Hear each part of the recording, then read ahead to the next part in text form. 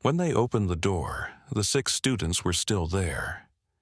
40 years had passed, but for them it was only a moment. No, wait, the opposite. For them, 400 years had passed. How? Because their minds were no longer operating at the same speed as their physical bodies. Their consciousness was in another dimension, another flow of time. And there, in that mental universe, they had created a world, a real world. But now there's a problem. We want to wake them up. But they're resisting, because waking up, for them, would be a kind of death. What would you do? Before we dive into this incredible story, make sure to subscribe to Time Lost Stories and hit that notification bell. We bring you the most mind-bending mysteries where time itself becomes a prison. Your subscription helps us uncover more temporal anomalies that defy explanation. Now, let's journey to 1984, to a small university campus. March the 21st, 2024, 9:15 a.m. Vincent Reeves leaned the sledgehammer against his shoulder and stared at the wall. Hartwell University's old psychology building had been abandoned for 40 years. Now it was time for demolition. "This wall isn't on the blueprints," said Owen Fletcher, the demolition crew chief. He held his tablet up to the wall, then looked at Vincent. "The plans from the 1980s don't show this section, like it was sealed off later." Vincent touched the wall. The bricks were newer. At least newer than the rest of the building. "Maybe a storage area," he said. "Or something they were hiding," Owen muttered. Vincent raised the sledgehammer and struck the first blow. The wall cracked. The second blow loosened the bricks. On the third, a hole opened. And from inside, cold air rushed out. A metallic smell. A medical smell. And underneath, very faint, almost imperceptible, electricity, the hum of machines. Vincent and Owen looked at each other. "Electricity," Vincent whispered. "How can it still be running after 40 years? They struck more blows into the wall. The opening grew. Vincent shined his flashlight inside. A room, small, maybe 15 by 15 feet. The walls were lined with egg cartons for soundproofing. In the center, 6 beds arranged in a circle. On each bed lay a person. Their eyes were closed. They were breathing, and attached to their heads, electrodes, cables connected to an old but still functioning machine in the corner of the room. The machine hummed quietly, green lights blinking. Vincent's hand trembled. What do we do?" Owen pulled out his phone. "We call 911 now." November 7th, 1984. Hartwell University Psychology Building. Professor Alan Voss stood in the center of the laboratory and looked at his 6 students. They were all excited. They were all young. They all believed they would create the future of science. "The human brain," said Voss, drawing a diagram on the whiteboard, "operates through electrical signals. Every thought is a neuron firing. Every feeling is a wave pattern. But what if we could synchronize these waves?" Connor Blake, a leader-type physics student, leaned forward. "You mean consciousness transfer?" "No," Voss smiled. "Better. Consciousness integration." Zoe Caldwell, a brilliant neuroscience student, nodded. "Making 6 brains work like a single network, not telepathy, full integration." "Exactly," said Voss. His eyes gleamed. "Imagine 6 different perspectives, 6 different memory sets, merged into one consciousness. We can expand the limits of the human mind." Marcus Reed, the skeptical psychology student, crossed his arms. "What if something goes wrong?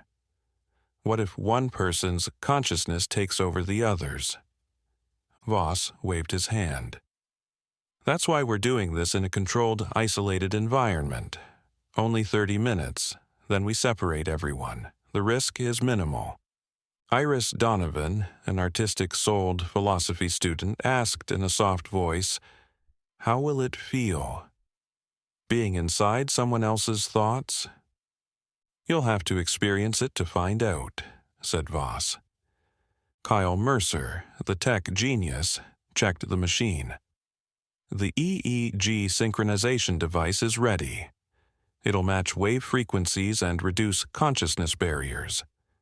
Natalie Cross, the recorder, wrote in her notebook. Date, November 7th, 1984. Time, 2:30 p.m. Participants, Connor Blake, Zoe Caldwell, Marcus Reed, Iris Donovan, Kyle Mercer, Natalie Cross. Supervisor, Professor Alan Voss. Assistant, Terrence Hayward. Voss looked at the 6 students. "Is everyone ready?" They all nodded. "Then let's begin." The students lay down on the beds, arranged in a circle, their heads facing the center. Terrence Hayward placed electrodes on each of their heads. "Relax," said Voss. "Close your eyes, breathe, and keep your thoughts open." Kyle started the machine. A hum, low frequency, almost inaudible but palpable. Vibration in chests, in skulls. Connor felt it first. "Something's happening." Zoe's voice came. "I feel it too. It's like I can feel someone touching me but not physical. A touch in my mind." Marcus breathed. "This is unsettling." "I can't tell which thoughts are my own," Iris whispered. "Beautiful. It's not like being singular, it's like being plural." Kyle and Natalie felt it silently. 6 minds slowly merging into each other. Voss looked at the EEG screens. The brain waves were synchronizing. 6 separate waves becoming a single pattern. "Incredible," said Terrence. "It's actually working." But then something changed. The sound of the machine changed. Higher, more intense. The EEG screens began jumping wildly. "What's happening?" Voss rushed to the machine controls. Terrence turned the dials. "I don't know. The frequency is increasing. We need to stop it." But it wouldn't shut down. The machine had gone out of control. The students began trembling on the beds, eyes closed but pupils moving rapidly beneath, like REM sleep, but more intense than that, as if they were dreaming, but the same dream. "Shut it down," Voss shouted.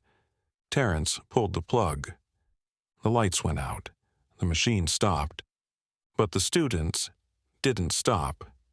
The pupils were still moving. The bodies continued trembling. Voss touched Connor. "Connor, can you hear me?" No response. He touched all 6. None answered. "Call an ambulance," he shouted. Terrence ran to the phone. But before the ambulance arrived, Voss noticed something. The machine had shut down, but the EEG screens were still active. How was that possible? There was no electricity, and the screens still showed synchronized brainwaves. 6 minds, still connected to each other. November 8th, 1984. University Hospital. The 6 students were in a coma. Pupils still moving. Breathing. Hearts beating. But not waking. Doctors couldn't explain it. "Brain function is normal," they said. In fact, more active than normal, like they're constantly dreaming. Families came to the hospital, they screamed, they accused. University administration shut down the incident. The experiment was unauthorized. Professor Voss will be investigated. The media attacked. Mad scientist put students in coma. Voss's career ended. He couldn't leave his house. And then, on November 19th, 1984, Professor Alan Voss was found dead in his home. Suicide. He had left a note on his desk. I can't wake them. But they're still there. Together. Together. Maybe they're happy. Maybe trying to save them is wrong. The university decided to cover up the scandal. They moved the 6 students to a secret room, the machine 2, with minimal equipment to support brainwaves, and they sealed the room. They built a wall, deleted the records. For 40 years, no one opened that room. Until Vincent Reeves raised his sledgehammer. March the 21st, 2024. 3 p.m.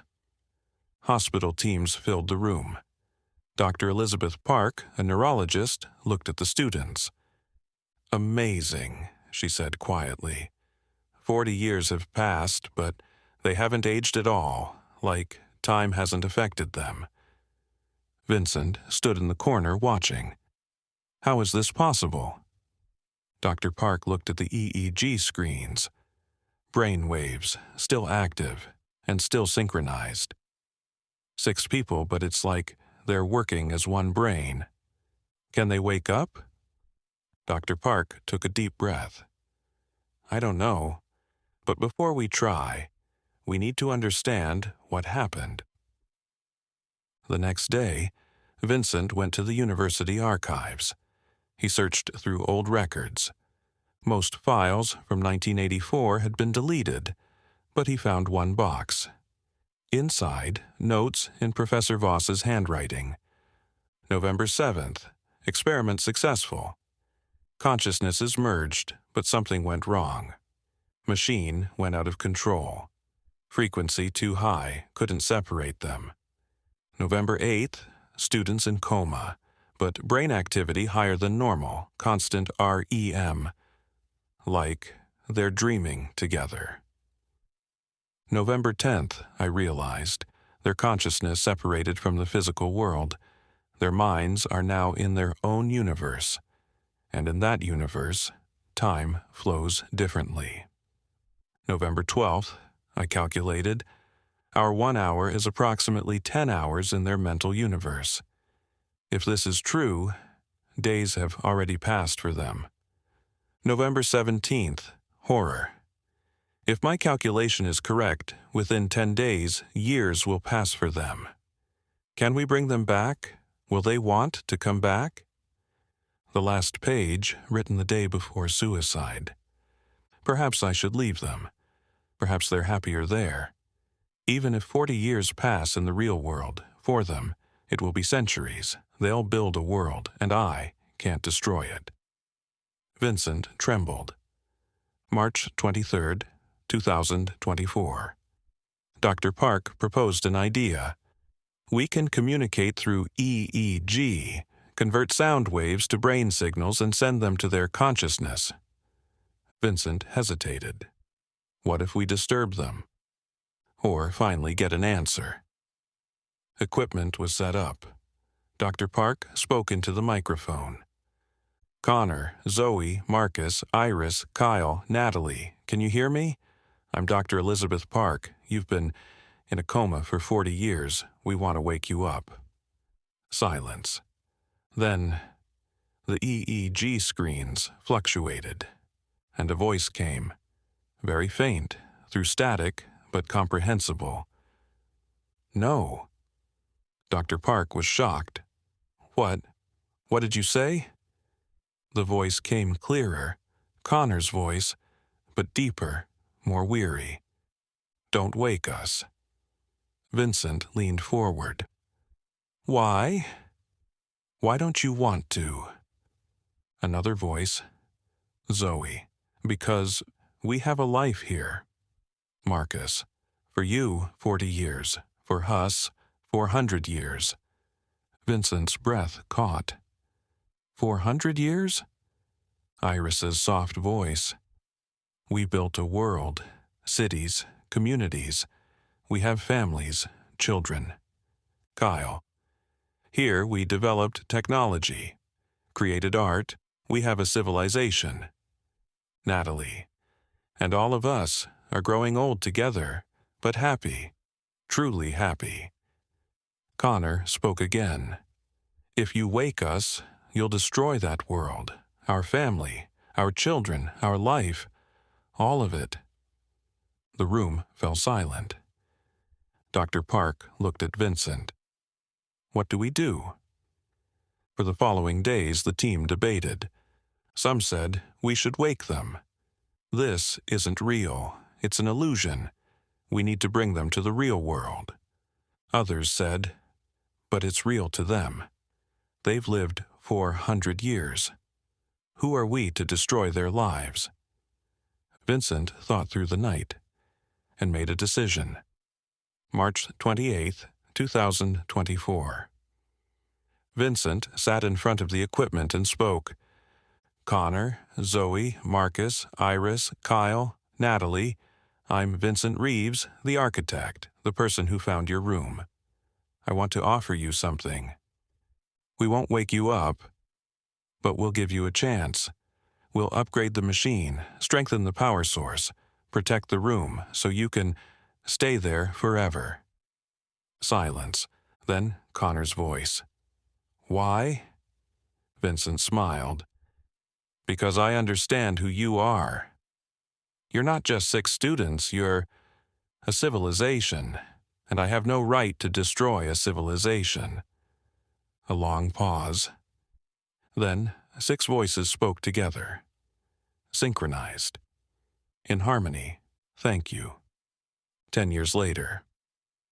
Hartwell University restored the old psychology building, but one room was specially preserved. On its door, a plaque, The Consciousness Project. 1984 to infinity inside. 6 minds live in their own universe. Please do not disturb. Vincent visited from time to time. He looked at the EEG screens. Still active, still together. And one day, a message came from the screens. We celebrated our 500th anniversary. Now, the 3rd generation. Great-great-grandchild was born. Life is beautiful. Thank you, Vincent. Vincent smiled and whispered, You're welcome. Because sometimes being real isn't the same as being physical. Sometimes the most real lives are lived in minds.